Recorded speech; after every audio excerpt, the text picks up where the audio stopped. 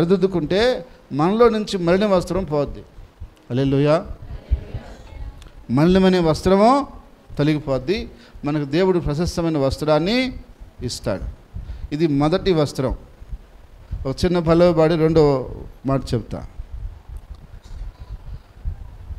ఎవరున్నారయ్యా, ఎవరున్నారయ్యా, నాకెవరున్నారయ్యా, నీవు తప్ప నాకు ఎవరున్నారయ్యా, నీవు తప్ప నాకు ఎవరున్నారయ్యా, నీవు తప్ప నాకు దిక్కెవరు యేసయ్యా.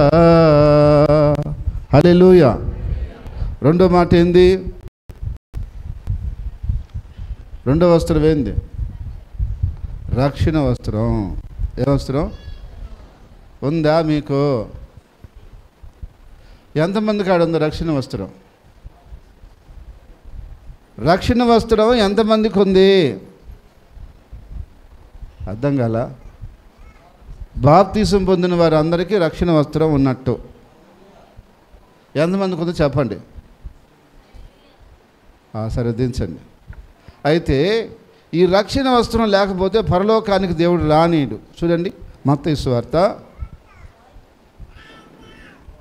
22:12.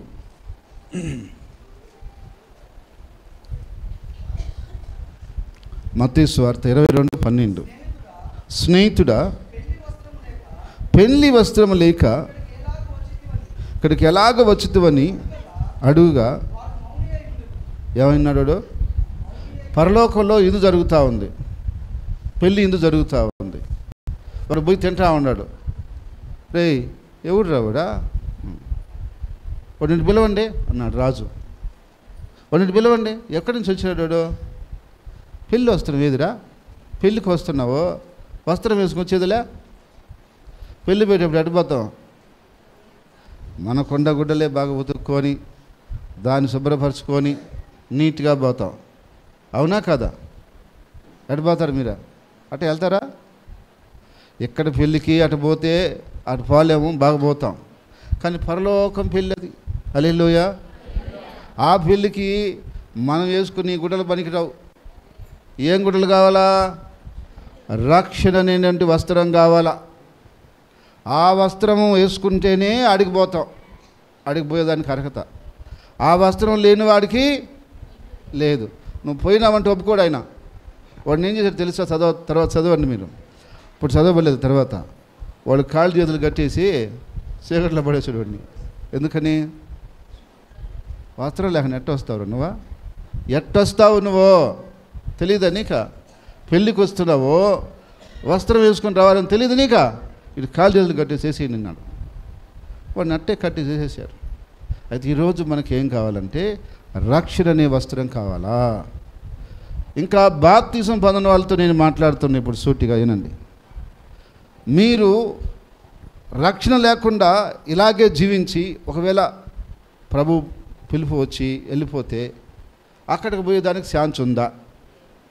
ఉందా లేదా? ఏమంటున్నాడు ఆయన? పెళ్ళి వస్త్రం లేకుండా నిన్ను ఎవరు రమ్మంది? అసలు ఎందుకు వచ్చినా నువ్వు? ఎవరు నిన్ను రమ్మంది? పో అంటున్నాడు. నీకు బాప్తీసం లేకపోతే, రక్షణ పొందకపోతే, రక్షణ వస్త్రం లేకపోతే నీకు అక్కడ ప్రవేశించడానికి అవకాశం లేదు.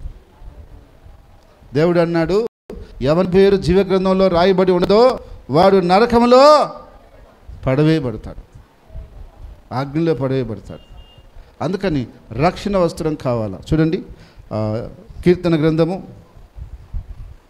132:16.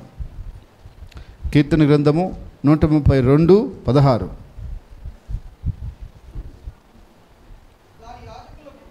దాని యాజకులకు ఏం చేస్తాడంట? రక్షణను వస్త్రంగా. తర్వాత యెషయా గ్రంథం 61:10.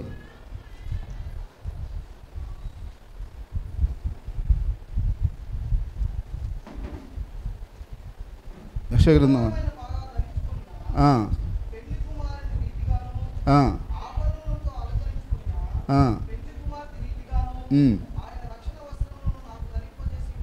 ఏ వస్త్రము? రక్షణ వస్త్రము నాకు ధరింపజేసి ఉన్నాడు. ఈ వస్త్రం ఉంటేనే పరలోకానికి పోవటానికి అవకాశం, లేకపోతే అవకాశం లేదు. కాబట్టి నేను చెప్తున్నా, మీరు రేపు పండుగ వస్తుంది కదా, క్రిస్మస్ వస్తుంది కదా, గుడ్డలు కొనటానికి మీరు ఆలోచన చేస్తున్నారా లేదా? చెప్పండి ఇప్పుడు నుంచే. అయితే రక్షణ వస్త్రం కోసం ఆలోచన చేశారా? రేపు జనవరికి రక్షణ వస్త్రం ఇవ్వబోతున్నాం. రక్షణ వస్త్రం కోసం మీరు ఆలోచన చేశారా? ఎన్నాళ్ళ నుంచి మీరు చర్చికి వస్తున్నారు? ఎంతకాలంగా మీరు మందిరానికి వస్తున్నారు? అయితే ఇంతవరకు మీరు రక్షణ పొందలేదంటే దాని గురించి మీకు ఆలోచన లేదు, ఆలోచించడం లేదు అని అర్థం. ఆలోచన చేస్తే మీరు ఏం చేయాలి?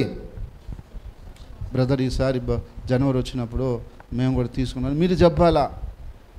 కానీ ఇంతవరకు ఏమో గమ్ముకున్నారంటే ఏంది మెల్లంగొట్టిన రాయిలాగా. చూద్దాంలే. ఎప్పుడు చూసేదే? ఒకవేళ నువ్వు చూసే లోపల ఆయన వచ్చేసినా, లేక నువ్వు వెళ్ళిపోయినా ఎట్ట చేయాలా? నరకానికి పోతావా? చెప్పండి. నరకానికి పోవటానికి సిద్ధమైన వాళ్ళు చేయొద్దండి. నువ్వు నరకానికి పోతాంలయ్యా, ఏ ఇబ్బంది లేదు, వస్త్రం లేకుండా పోయింది అంటారా? పోగలమా? కాలగలమా? కాలేం. అందుకని ఏం చేయాలా? ఎవరి రక్షణ వాళ్ళది. నేను ప్రభువుని నమ్ముకున్న తర్వాత ఎక్కువ రోజులు కూడా కాలా, కొద్ది రోజులే అయ్యింది అంతే, కొద్ది రోజులే. అయితే మా ఊరు వచ్చా. సరే, అప్పుడు నాకు యేసు ప్రభువుని నమ్ముకున్న తర్వాత కొంచెం క్రిస్టియన్స్ అంటే, దేవుని బిడ్డలు అంటే కొంచెం అభిమానం, ప్రేమ అనేది వచ్చింది. అప్పుడు మా ఊర్లో ఉండే పాస్టర్ని కలవాలని నేను వెళ్ళా. కలిసి వద్దాం, మాట్లాడొద్దాం, ఆయన దేవుని సేవకుడు కదని. ఆయన నాకేం చెప్పినాడు? సరే, నువ్వు ఎట్లా నమ్ముకున్నావు, ఏంది మంచి ఎట్లని అడిగి, రేపే బాప్తిసాలు ఇస్తున్నావు నాయనా, నువ్వు వచ్చి తీసుకొని వచ్చాడు. అసలు నేను పోయానా దానికోసం?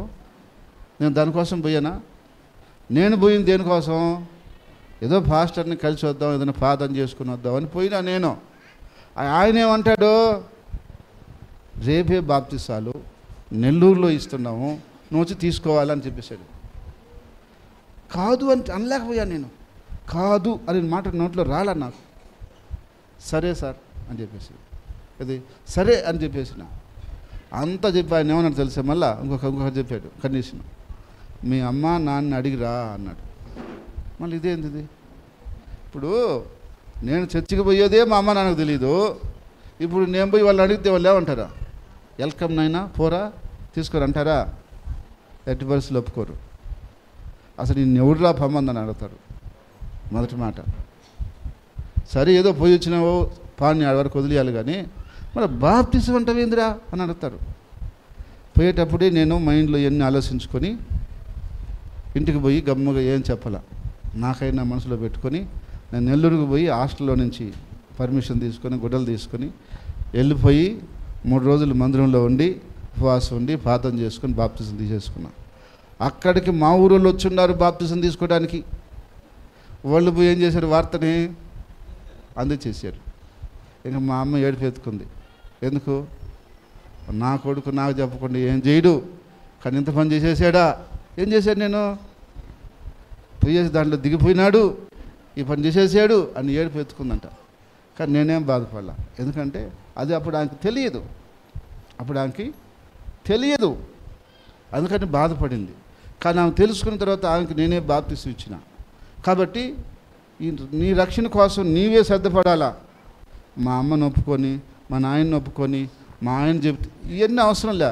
రక్షణ ఎవరిది? నీది రక్షణ. నీ రక్షణ నిన్ను కాపాడుతుంది. నీ తల్లిదండ్రులు నిన్ను కాపాడలేరు, మీ భర్త నిన్ను కాపాడు, భార్య నిన్ను కాపాడలేరు, బిడ్డలు నిన్ను కాపాడలేరు. నువ్వు రక్షణ పొందితే నువ్వు కాపాడబడతావు. హల్లెలూయా. కాబట్టి అందుకని రేపు జనవరికి బాప్తిసాలు ఇచ్చేటప్పుడు రక్షణ లేని వారు మీరు ఖచ్చితంగా బాప్తిసం పొందాలా? ఖచ్చితం. ఎంతమంది ఇంకా బాప్తిసం తీసుకోలేదు? చేయొద్దండి. బాప్తిసం తీసుకున్న వాళ్ళు చేయొద్దండి. తీసుకున్న వాళ్ళు తీసుకున్న వాళ్ళు కాదు, తీసుకున్నాను. పైకి ఎత్తండి. అందరూ తీసుకుని ఉన్నారా? ఎవరు లేరా? సరే, మీరు రేపు జనవరికి సిద్ధపడండి, ప్రార్థన చేసుకోండి. ఇప్పటి నుంచి ప్రార్థన చేసుకోండి. మీరు రక్షణ తీసుకోవాలా. రక్షణ తీసుకోకపోతే మీకు పరలోకం పోయే ఛాన్సు లేదు. కాబట్టి మీ కాడ ఇప్పుడు ఏ వస్త్రం లేదో, రక్షణ వస్త్రమో లేదు, దాన్ని అర్జెంటుగా తెచ్చుకోవాలి. హల్లెలూయా. మూడో వస్త్రం ఏం చెప్పాను? నీతి వస్త్రం, నీతి న్యాయం అనే వస్త్రం. చూడండి, యోబు గ్రంథము 29వ అధ్యాయం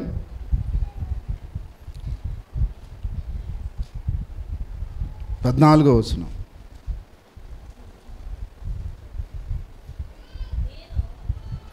నేను నీతిని వస్త్రముగా ధరించుకున్నాను కనుక నాకు న్యాయ ప్రవర్తనే నాకు వస్త్రమగును. చాలు చాలు. చూడండి, నీతి న్యాయం అనే వస్త్రం మనకాడ ఉండాలంట. మనము ఊరికే చేర్చుకోవచ్చిపోతే కాదు, మనకాడ ఒక నీతి న్యాయం ఉండాలా. ఏముండాలా?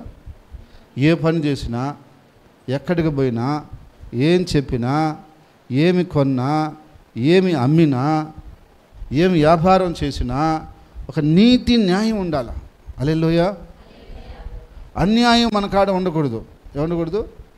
అన్యాయం మన కాడ ఉండకూడదు. లోకస్తులకు అది అలవాటు, మనకది పొరపాటు. మనం అది చేయకూడదు. కానీ ఈరోజు లోకంలో మనుషులు ఎట్లా ఉన్నారు? వారు చేసే ప్రతి పనిలో ఏదో ఒక అన్యాయం, ఏదో ఒక దోషం చేస్తూనే ఉన్నారు. నేను చేపలు అమ్మే కాడికి పోయా. ఒక చేప వేసుకున్న తోహం కేజీ 600 ఉంది అని చెప్పింది. ఆమె ఏం చేసింది? ఒక పళ్ళెంలో, ఒక తట్టలో, ప్లాస్టిక్ దాంట్లో చేపను వేసింది, తక్కిడి మీద పెట్టింది. ఇప్పుడు తూకం ఎంత చెప్తుంది? దీని తూకం ఎంత? ప్లాస్టిక్ దానికి కూడా తూకమే కదా, అది కూడా బరువే కదా ఉంటుంది కదా. అమ్మా అట్లా కాదు, నాకు ఆ ప్లాస్టిక్ దాన్ని తీసేసి తూకమే, అప్పుడు చెప్పు రేటు. కొంచెం ఆలోచన చేసిందా? అలా ఇస్తేనే తీసుకుంటానమ్మా అని చెప్పాను. సరే, మళ్ళీ ప్లాస్టిక్ దాని తూకం వేసింది, 1/4 కేజీ ఉంది. అది ఎంత ఉంది? ఇప్పుడు తెలియని వాళ్ళు ఏం చేస్తారు? ఇచ్చి రావాల్సిందే కదా. అప్పుడు నేను అడిగా, అమ్మా నీకు న్యాయమైన రేటు తీసుకో, నువ్వు కష్టపడుతున్నావు, రేటు తీసుకో. తోకలో మోసం చేయబాకు, అది దేవుడికి నచ్చదు. దొంగ గుండ్లు దేవునికి దోషమని సామెతలు రాస్తుంటుంది. అట్లా మనం ఏం చేయకూడదు, పొరపాటు న్యాయం ఉండాలా. ఇప్పుడు రేటు ఇంత పడింది, ఇంత తీసుకోవాలని ఒక నిర్ణయం వాళ్ళు తీసుకున్నప్పుడు అంతే తీసుకోవచ్చు. కానీ తోకలు ఏముండాలి? కరెక్ట్ ఉండాలి. అది మనం చేయకూడదు. ఆ పని అన్యులు చేస్తారు. ఎవరు చేస్తారు? నేను చూసిన దాంట్లో మళ్ళీ గొడవ కనిపోతారా మీరు? ప్రతి తోకంలో 1/4 కేజీ తక్కువ ఉంటుంది, లేక 200 తక్కువ ఉంటుంది, 100 గ్రాములు తక్కువ పెడతారు. ఎందుకు తెలుసా? ఆ విధంగా దాన్ని ఫిక్స్ చేసేసి ఉంటారు. అందుకని నేను చాలామంది దగ్గర గుర్తింపు అయిపోయిందా, సార్ వచ్చినారు తూకం దగ్గర తప్పు కూడా, సార్ నీకు రేటు ఇదే, తూకం రేటు అడగబాకు, మళ్ళీ నీకు కరెక్ట్ తూకం ఇస్తూ ఉంటారు. ఎందుకని? సరే నేను ఒప్పుకుంటా, కష్టపడ్డాడు, రేటు తీసుకోవాలా, కానీ తూకం తగ్గించేస్తేవి అంటే అది న్యాయం కాదు. ఇప్పుడు ఒకవేళ వ్యాపారం చేస్తుంటే మనం కూడా ఏం చేయాలి? నీతి న్యాయాన్ని అనుసరిస్తే దేవుడి దగ్గర అది వర్ధిల్లుతుంది. హల్లెలూయా. ఒక దగ్గర వ్యక్తిని పని చేయించాం, ఒకళ్ళు ఎక్కువే పని చేశాడు అనుకుంటే ₹1 ఎక్కువ ఇచ్చి పంపించాలి. అప్పుడు అది న్యాయంగా ఉంటుంది, అతను సంతోషం ఉంటాడు. అతను సగాడు తగ్గించి పంపించినాం అనుకో, అది న్యాయము కాదు, అది న్యాయంగా ఉండదు. ఎందుకని? మనం చేసే పని ఎట్టుండాలి? నీతి న్యాయము ఉండాలి. అక్కడ నీతి న్యాయం లేదంటే దేవుడి కాడ మనం అంగీకరించబడం. కాబట్టి నీతి న్యాయం అనే వస్త్రం మనకు ఉండాలి. హల్లెలూయా. ఉందా? ఎంతమందికి ఉంది చెప్పండి. నీతి న్యాయం అనే వస్త్రం ఎంతమందికి ఉంది? లేకపోతే ఏం చేయాలా? ఎక్కడి నుంచైనా ఆ వస్త్రాన్ని మనం కలిగి ఉండాలి. ఎందుకంటే మనం దేవుని బిడ్డలం. అన్యాయంగా నడుచుకున్నప్పుడు లోకం ఏమంటుంది? ఆయన అన్యాయస్తుడు పోయా, ఆయన బాగా చెప్తాడా అంటారు.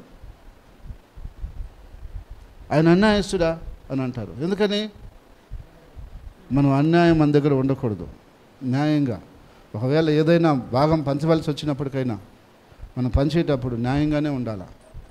అన్యాయం మన దగ్గర ఉండకూడదు. కాబట్టి ఈరోజు ఎట్లుంది లోకంలో? అన్యాయం, స్వార్థం. అన్యాయం, స్వార్థం ఉంది. వాడు అన్యాయం అయిపోయినా నాకు ఇబ్బందిలే, నేను బాగుండాలా అనే ద్వారంలో లోకం నడుస్తూ ఉంది. కానీ ప్రభు దగ్గర అది కుదరదు. ప్రభు కాడ ఏముండాలి? నీతి న్యాయం అనే వస్త్రము ఉండాలా. అది లేకపోతే దేవుడి కాడ నువ్వు ఫెయిల్యూర్ అయిపోతావు. కాబట్టి తర్వాత వస్త్రం ఏంటి? 1 మరణ వస్త్రం, 2 3 ఏ వస్త్రం? 3వది దీన మనసుని వస్త్రం, 4వది దీన మనసుని వస్త్రం. 1 పేతురు 5వ అధ్యాయం 5వ వచనం.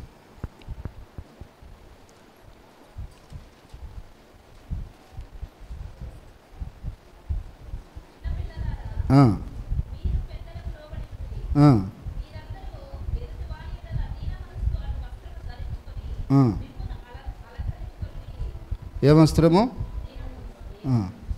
దీని గురించి నేను మన శుక్రవారం చెప్పాను. ఒకసారి మీరు మళ్ళా యూట్యూబ్లో ఆ మెసేజ్ చూడండి. అయినా నేను కొద్ది నిమిషాలు క్లుప్తంగా చెప్తాను దీని గురించి. దీన మనసు అనే వస్త్రం ఏంటంటే, మనలో నేను అనే అహం ఉంటుంది. నేను కలెక్టరు, నేను యాక్టరు, నేను డాక్టరు, లేకుంటే ఇంకొకటి. నేను బలం ఉన్నవాడిని, తెలివి ఉన్నవాడిని, నాకు అన్నీ తెలుసు, అందం ఉన్నవాడిని, డబ్బు ఉంది, డబ్బు గల్లవాడిని, పలుకుబడి ఉన్నవాడిని, పెద్దవాడిని, అది ఇది అని మనకాడ ఒక అహం ఉంటుంది. అయితే అది చచ్చిపోయినప్పుడు మనకు దీన మనసు వస్తుంది. హల్లెలూయా. ఏంది? అది మనలో చచ్చిపోవాలి, అప్పుడు దీన మనసు వస్తుంది. అయితే ఈరోజు చాలామందిలో ఏముంది? నేను అనేది ఉంది. అందుకని అతను మాట వినటం లేదు. నేను అనేది అదే గర్వం, అహం చనిపోతే దీనత్వం వచ్చేస్తుంది మనిషికి. దీనుడైపోతాడు, దీన స్వభావం వస్తుంది. నేను మొన్న కూడా చెప్పాను, హైదరాబాద్లో హెబ్రోను సంఘం ఉంది. అప్పుడు బాక్సింగ్ గారు బతుకున్నాడు. ఆయన పరిసర చేస్తున్న దినాల్లో, ఇంతకుముందు మనం ఆదివారం అంటే భోజనం పెడుతున్నాము మధ్యాహ్నం, అట్లా వాళ్ళు కూడా భోజనం పెట్టేవాళ్ళు. అయితే భోజనం పెట్టినప్పుడు తింటా ఉన్నారు. ఒక బంతిలో అందరూ లేచిపోయారు. ఒక గిన్నెలో కొద్దిగా అన్నం మిగిలిపోయింది. ఒక కలెక్టర్ ఆ దారిని పోతుంటే ఆయన అన్నాడంట, బాక్సింగ్ గారు, బ్రదర్ మీరు కూర్చొని అన్నం తినేసిండి, వేస్ట్ అయిపోద్ది అన్నాడంట. ఎవరినే? మనల్ని అనుంటే ఆ మాట, ఏమే ఎట్ట కనిపిస్తున్నాం మేము, మాకు నువ్వు చెప్తావా? ఆ అన్నం మేము తినాలా? వాడు పిల్లాడు కలిపి వదిలేసాడు పోతే అని అనుంటామా లేదా? చాలామంది నాకు తెలిసి అని ఉంటారు.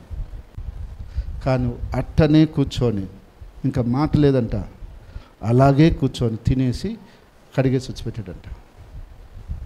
కానీ కలెక్టర్ అక్కడ చెప్పొచ్చా అని మనకు ప్రశ్న రావచ్చు. కానీ అదేమీ పెద్ద గౌరవమైన విషయం కాదు. కానీ అతని విధేయత చూడండి. ఏంది? అతని విధేయత చూడండి, అతని తగ్గింపు చూడండి. ఎవరిది? నేను కలెక్టర్ని, నేను తినాలనుకోవచ్చు అతను. కానీ ఏం చేశాడు? తగ్గించుకున్నాడు. తగ్గించుకున్నవాడు ఎప్పుడు హెచ్చించబడతాడండి. హల్లెలూయా. కానీ హెచ్చించుకున్నవాడు తగ్గించబడతాడు. కానీ ఈరోజు మనిషి కాడ ఏం లేదు, తగ్గింపే లేదు. అదే తక్కువైపోయింది. హెచ్చించుకొని పడిపోతున్నాడు కింద. కాబట్టి మనం తగ్గించుకుంటే హెచ్చించబడతాం. దేవుడు ఇంకా బెస్ట్ చేస్తాడు. మనం అదేమి రాసింది, మీరు దీన మనస్కులై దేవుని బలిష్టమైన చేతి కింద అణిగిమణిగి ఉండండి, తగిన సమయంలో మిమ్మల్ని నేను పైకి తీసుకొస్తాను. హల్లెలూయా, హల్లెలూయా. అయితే ఈ వస్త్రం మనకుందా? ఏ వస్త్రం? దీన మనసు అనే వస్త్రం మనకుందా? వాళ్ళు ఈ వస్త్రం లేకపోతే నువ్వు వెచ్చించబడలేవు. నువ్వు చాలా వస్త్రాలు తెచ్చుకున్నావు, కాటను చెప్పండి, ఇంకా ఏమున్నాయి చెప్పండి, ఇంకా పట్టు, రకరకాల వస్త్రాలు ఉన్నాయి ఇంట్లో నీకు. కానీ ఈ వస్త్రం ఉందా? ఇది తెచ్చుకోవాలా. హల్లెలూయా. ఈ వస్త్రం లేకపోతే దేవుడి చేత బ్లెస్ అయిపడలేవు. కాబట్టి ఖచ్చితంగా మనందరికీ దీన మనసు అనే వస్త్రం ఉండే తీరాల. ఆ రూమ్లో రవణమ్మ వాళ్ళ ఇల్లు ఉంది కదా, ఇప్పుడు ఝాన్సీ వాళ్ళ ఇల్లు, అక్కడ ప్రార్థన జరిగేటప్పుడు ఒక ముసల బాగలేదంటే వచ్చింది, ప్రార్థన చేస్తే తగ్గిపోద్దంటే వచ్చింది. సరే, అప్పుడు శుక్రవారం నైట్ ఇప్పుడు పెడుతున్నట్టు పెడుతున్నాం. నేను ఒక్కడనే అక్కడ పనుకునేవాడిని. అప్పుడు దానియాలు కూడా వచ్చేవాడు. ప్రార్థన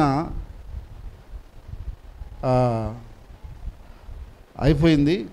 అయితే మా ఆవిడ పాప కోసం టిఫిన్ తెస్తాను, తెల్ల అట్టే ఉంది టిఫిన్. ఆ ముసలాంకి ఇచ్చేసింది, ఆడే బనుకు తినేసింది. ఇంకా మనం తినాం కాబట్టి సరే ఆడే బనుకుంది. రాత్రి పాపం ఆమెకి ఏమి ఇబ్బంది అయిందో, ఎటు బాలేక బాత్రూంలోనే మొత్తం పని చేసేసింది. అది చేసి మళ్ళీ ఏం చేసింది, నీళ్ళు పోసేసింది దాని మీద. అది బాత్రూమ్ మొత్తం వచ్చేసింది. ధాన్యాలు కూడా ఇక్కడే బనుకునేవాడు. ఆయన పొద్దున్నే లేచి అడిగి పోకుండా కూర్చొని ఉన్నాడు. నేను 10 గంటల కంటే మందిరంకు రాగానే, అన్న బాత్రూంలో పోయిరా అన్నాడు. బాత్రూంలో పోయి చూస్తే ఎట్టని తెలుసా, నీళ్ళు పోతే మొత్తం గలీజ్ అయిపోయింది. ఇప్పుడు అతను చేసేవాడైతే నాకు చెప్పకుండానే నేను రాకముందే క్లీన్ చేసి పెట్టుంటాడు. ఎవరు? అతను చేయడన్న విషయం నాకు అర్థమైంది.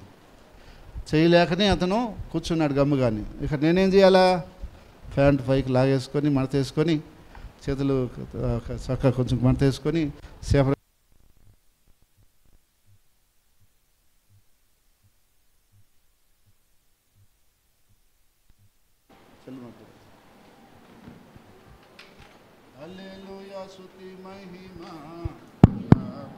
దేవునికి చేదము. ఒక 2 బకెట్లు నీళ్ళు తెచ్చి శుభ్రంగా కడిగేసి ఒక బ్లీచింగ్ ప్యాకెట్ తెచ్చి మొత్తం కొట్టేసి చేస్తే మళ్ళీ అదంతా లేకుండా పోయింది. నాకేం అవసరం? ఆమె ఎవరో వచ్చాడు చేసిపోతే నాకేం అవసరం చెప్పండి. ఒకవేళ మన తల్లి అనుకుందాం, ఆమె అది చేసి ఉంటుంది, మనం పడేస్తామా? ఏం చేస్తాం? చేయమా?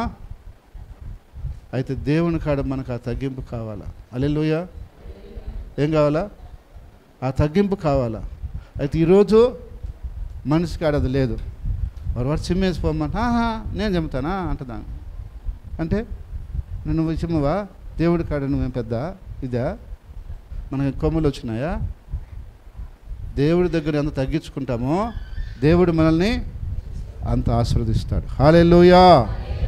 కాబట్టి మనకు దీన మనసు వస్త్రాన్ని దేవుడు అనుగ్రహించునుగాక. ఆమేన్. కొద్ది నిమిషాలు దేవుడిని స్తుతిద్దాం, తర్వాత మిగతా వస్త్రాల గురించి మనం చెప్తాం. దేవుణ్ణి స్తుతిద్దాం. అందరూ కళ్ళు మూసుకోండి, దేవుని స్తుతించండి.